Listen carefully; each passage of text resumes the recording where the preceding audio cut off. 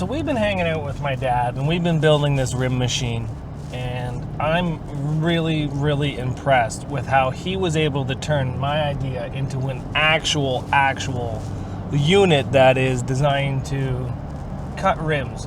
Sometimes I get these crazy ideas, inventions, and they just pop in my head. Now, I'm getting a lot of comments saying, why don't I buy an Indy CNC wheel spinning thing? One, I think I'm about the same price investment as of buying that as of what I've got.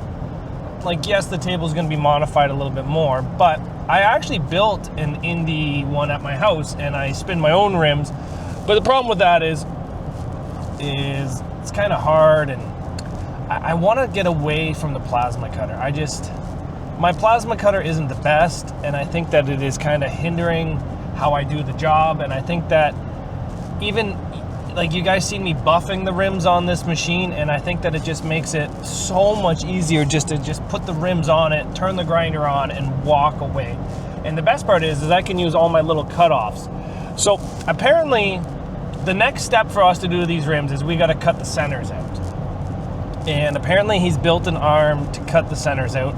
So I'm going to be bringing new centers there today, and I'm going to show him the next idea I have for the table, which is going to go on the far end, which we'll have to see if it works. We'll have to see what he can change. But I'm also going to be throwing a huge curveball at him today. Today is the first time that he's going to see the solid rubber forklift tires. Now, I have tried to cut these things with a bandsaw on my job, but the problem is you really have to clamp them down, and the hydraulic clamps kind of squish the rubber, so when you break through the rim, the bandsaw blade gets jammed, and then let's just say I had to replace a whole bunch of bandsaw blades at my work, and they're not cheap. Yeah, they're definitely not cheap. So here's what we're gonna do, is we're gonna surprise him today with the solid rubber tire, and I think I thought of a way to cut them. Now, he's probably gonna tell me it's stupid, but what I'm thinking is we take a Sawzall wood blade and we design something that just drags it, and it will slowly cut through the rubber evenly all the way around. Once we get through the rubber, then we can hook up the mini grinder to cut the actual rim itself. Now, we could probably do it all with the grinder, but the problem with that is the smoke will be unbelievable cutting through that. So we're going to be trying to do a couple different things. We're going to be trying to basically just pick his brain and see what the best thing that he has for it. Because to do every job, there's 10 different ways to do the job, and not every single one of them is going to be right, and not every single one of them is going to be wrong. You can do the same job 5 different ways and it'd still be right, or you can do that same job 5 ways wrong and it will still be damn wrong. So let's go surprise them today with these solid tires. We got some weld-in centers, and I think that's all we got today. So I made this little piece here that can adjust in and out just quickly. I just got a clamp and just a piece of threaded rod. So just imagine it's on there. When it was done, I just went like this. So how did you keep it at a certain height? Just tighten this? Just tighten that. Okay. And then that just turns in. Boom. Okay. So for cutting the centers, we should never really have to adjust it in and out because all the centers are pretty much the same size. That's pretty good. When I was done cutting that rim, I didn't adjust nothing. I just literally took the grinder quite easily, and it stayed there the whole time. That's super tight. Okay. I think that's good. The only thing I'd like to do is maybe do this, so it doesn't fucking flop right over on the floor backwards. Do we need anything from here to here to stop the grinder from twisting at all? It didn't seem to, but you know, that wouldn't be too hard to do. Just weld there and come down to a fork, or have it come off of this, because then when you adjust it, it moves with it. Oh, I see what you're saying. Yeah.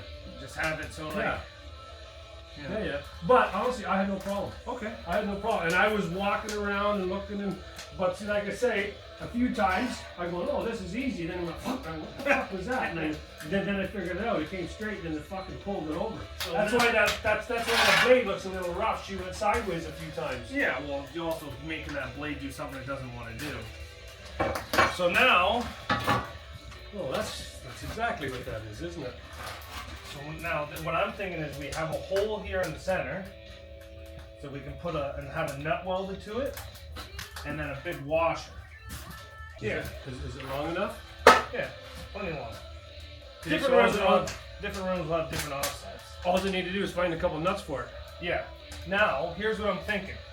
So if we weld a nut to the table, Well, you don't even need to weld a nut. Okay, carry on. weld a nut to the table, and then weld a nut to this end, so then I can just impact it down, impact it up, and it stays in the table, you know what I mean? Okay. So then that way, I don't have to take a wrench and wheel it down. I can just put an impact and it'll thread down until it hits, right? So you need 3 nuts. Yeah, And you need a nut to weld to the table, a nut for your adjustment, and a fucking nut to turn it. No, I was just thinking 2. 1 nut welded to the table, Yep. 1 nut welded to here. Yep. So when I take this, it turns into a long bolt, and I can just tighten it down fucking that far. Yeah. So you don't need 3, you only need 2. So how are you going to hold the rim down? So you're losing me without a 3rd nut. now, So you don't need a space between here and here. You can literally just fucking screw it to the table. so I'll show you what this is for. So what I want to do is I want to put pressure to hold this down. Yeah. Then once it's in there, I gotta center it. I gotta take my measurements and I just tap the rim. Tap it around. So like I'm like 3 and 3/8 there, and I'm like 3 1/4 there. So I just gotta go just a little bit. I So totally agree. I now understand. Yeah. So can we get around this cross member? Can I bring that out? Yeah. Something like that. Yeah. So what we have here now is we have this bolt welded to the table, and then we got this washer to hold down the center. So now we've measured it all out, and we're like 3 1/8 all the way around it. Let me just get this going here. So 3 3/8 all the way around it. So this right here puts just a little bit of pressure to hold the center of the rim in. And by doing that, now before when I went to tack weld it and weld it, I always kind of move the center. This way here, it's got pressure, so it's not gonna wanna move on us. So we're just gonna get a tack weld on it, and then as far as I'm concerned, this rim is pretty much done, other than fully being welded, and that's not gonna happen on this machine, we don't think. We're scared about hurting the gears inside of there. But we're just getting the final attachments made up. The cutting of the center of this thing went amazing. He said it took a while. Can't see the piece in the cutoff pile. But we're going to get this thing welded and then take a look at it and bring it right back for you guys to see here.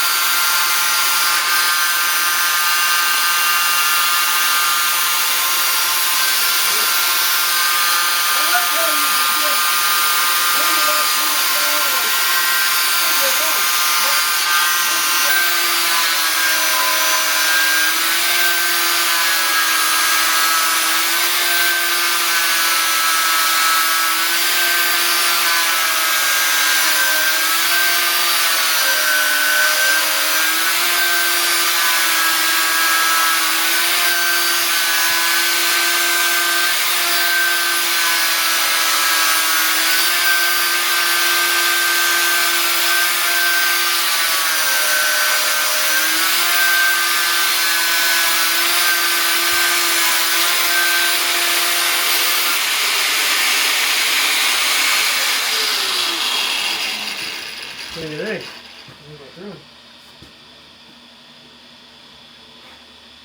18 minutes. 18 minutes.